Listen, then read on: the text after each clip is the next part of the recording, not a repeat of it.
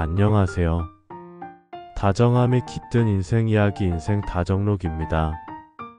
오늘은 중년 이후 여성이 겪는 외로움이라는 주제를 조금 다르게 풀어보려 합니다. 정확히는 삶의 절반을 넘긴 후 더는 누군가의 엄마, 아내, 딸이 아닌 나로서 살아가는 길목에서 마주하게 되는 깊은 정적과 쓸쓸함에 대한 이야기입니다. 50이 넘고 나서야 비로소 고요가 무서울 수 있다는 사실을 알게 되었습니다. 한때는 아이들 우는 소리, 남편의 출근 준비로 분주한 아침, 전화기 너머로 울려 퍼지는 친정어머니의 목소리에 지쳐 조용히 좀 살았으면 좋겠다는 말을 입버릇처럼 내뱉기도 했습니다. 그런데 지금 아침에 눈을 뜨면 들리는 것은 냉장고 모터 돌아가는 소리뿐입니다. 누군가가 나를 부르지 않고 급하게 찾지 않으며 무엇인가를 부탁하지 않는 하루. 아무도 나를 필요로 하지 않는 듯한 하루는 상상보다 더 적막하고 무겁습니다. 이런 이야기를 나누면 많은 이들이 말합니다. 이제 좀 쉬세요. 남편도 자녀도 다 키워냈으면 됐죠. 그 말이 틀린 건 아닙니다. 하지만 그 말은 내가 느끼는 공허함의 핵심을 짚지 못합니다. 쉬고 싶었던 것이 아니라 소외되지 않고 싶었던 겁니다. 내가 누군가의 중심에서 멀어졌다는 느낌이 이토록 사람을 허망하게 만들 줄은 몰랐습니다. 중년 이후의 여성은 아이들이 자라나 손에서 놓인 후 마치 사회적 역할에서 벗어난 듯한 착각에 빠지기 쉽습니다. 더 이상 급하게 돌아가는 삶의 수레바퀴 속에 필요하지 않은 부품이 된 것 같은 느낌. 그래서 우리는 묻습니다. 나는 지금 누구인가? 내가 이 세상에 여전히 필요한 존재일까? 그 질문들이 외로움이라는 이름으로 마음 깊숙한 곳에 자리를 틀고 맴돕니다. 중년 이후 여성들이 겪는 외로움은 단순히 혼자 있음의 문제가 아닙니다.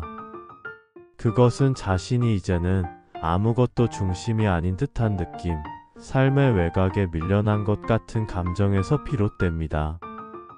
이 감정은 점차 자신을 향한 부정적인 시선으로 이어지고 결국 자존감의 저하로 연결되곤 합니다. 한국보건사회연구원의 조사에 따르면 50대 이상 여성의 43.5%가 일상적으로 외로움을 느낀다고 응답했습니다. 이는 같은 연령대의 남성보다 훨씬 높은 수치입니다. 이들이 느끼는 외로움의 원인으로는 자녀 독립, 사회적 관계의 축소, 배우자와의 정서적 거리감, 경제적 불안 등이 복합적으로 작용합니다. 실제로 중년 이후의 삶은 큰 전환점입니다. 육아라는 긴 여정이 끝나고 직장에서의 은퇴가 다가오며 몸도 예전 같지 않다는 것을 실감하게 됩니다. 자신의 역할이 하나씩 사라지는 듯한 기분은 존재감의 위축으로 이어지고 그 자리에 외로움이 들어섭니다. 정이라는 이름의 62세 여성은 두 자녀를 모두 출가시키고 남편과 단둘이 살고 있습니다. 남편은 여전히 외부 활동에 적극적이고 친구들과의 모임에도 자주 나갑니다. 하지만 정희 씨는 자신이 외출할 일이 점점 줄어드는 것을 느낍니다. 동창 모임도 끊긴 지 오래고 직장 동료들과의 연락도 흐지부지 되었습니다.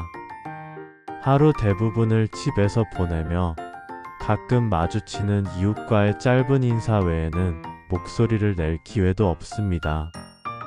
그녀는 어느 날 이런 생각이 들었다고 말했습니다.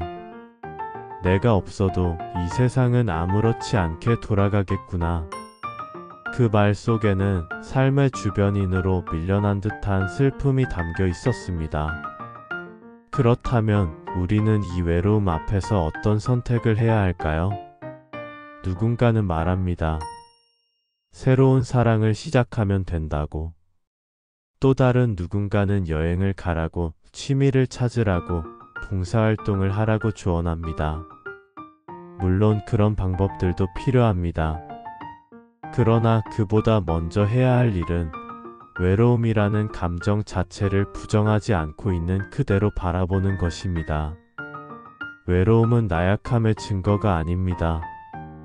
오히려 그것은 내가 지금껏 얼마나 많은 사람과 얽혀 살아왔는지를 증명하는 일종의 흔적입니다.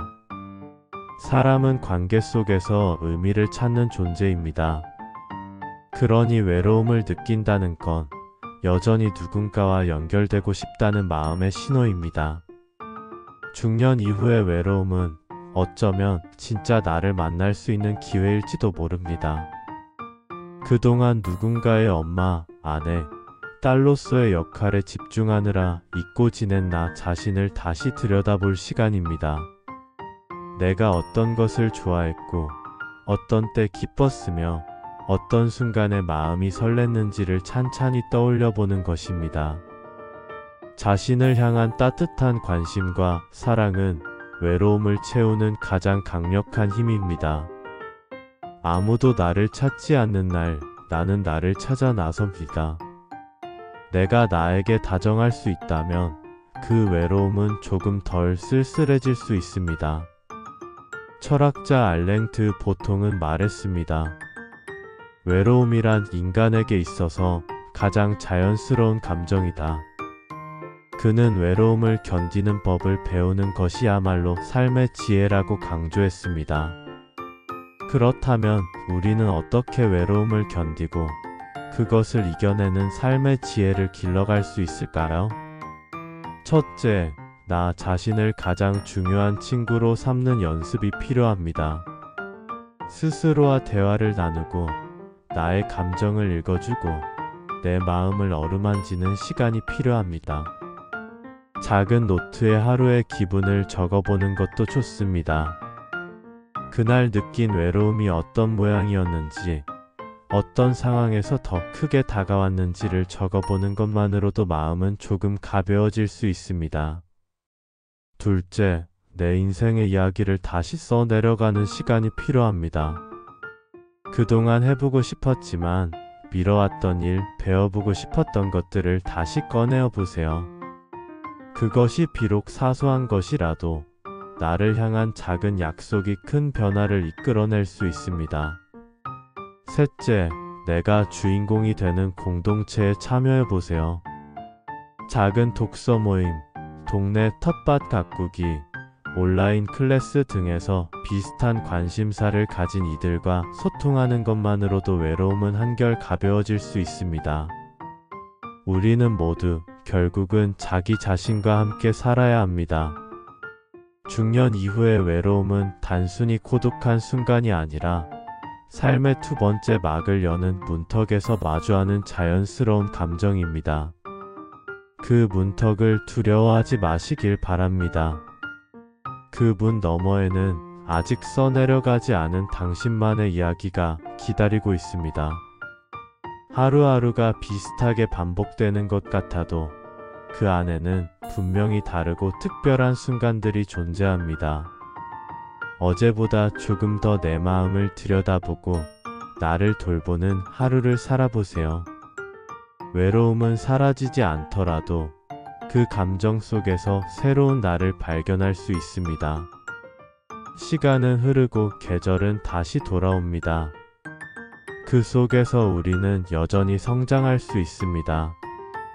여전히 웃을 수 있고 여전히 사랑받을 수 있습니다. 외로움은 끝이 아니라 또 하나의 시작입니다. 그 시작은 바로 당신입니다. 긴 이야기 들어주셔서 감사합니다. 이곳이 당신의 편안한 쉼터가 되길 바랍니다.